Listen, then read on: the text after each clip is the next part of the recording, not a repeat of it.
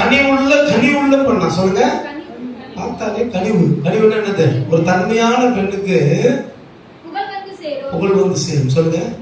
ஏன் புகழ் வரலன்னா கனிவு இல்லைன்னு அர்த்தம். கனிவு இருந்ததுன்னா கர்த்தர் உங்களுக்கு ஒரு புகழ்ச்சி தருவார். ஹல்லேலூயா.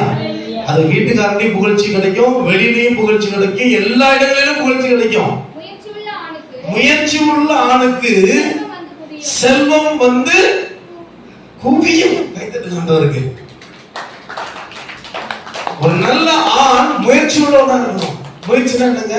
ஏதாவது ஒண்ணு எடுத்து பழகி பார்க்கணும், ஏதாவது ஒண்ணு செஞ்சு பார்க்கணும்.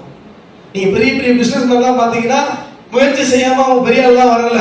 அவங்கள போய் வாழ்க்கையில இந்த பிசினஸ் ஏன் பண்றாங்க அவங்களே யோசிக்க வைப்பாங்க.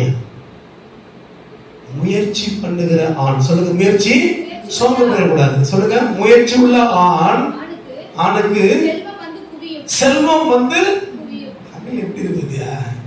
பணம் குவியுமா? கொட்டுதுன்றது. இது எங்க இருந்து பேசுறேன்? பைபிள்ல தான் பேசுறேன். முயற்சி உள்ள பெண்ணுக்கு செல்வம் குவியும். கைதுட்டு ஆண்டவருக்கு ஆணுகாரன் தான் கொண்டுகாரன் தானே.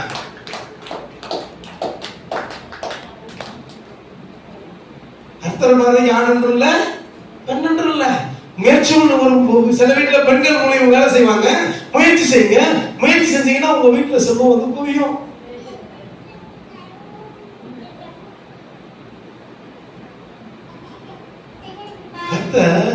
நினைச்ச ஒரே நேரத்துல எல்லாத்தையும் மாத்தினார். ஹல்லேலூயா. ஏசாயா 60வது அதிகாரம்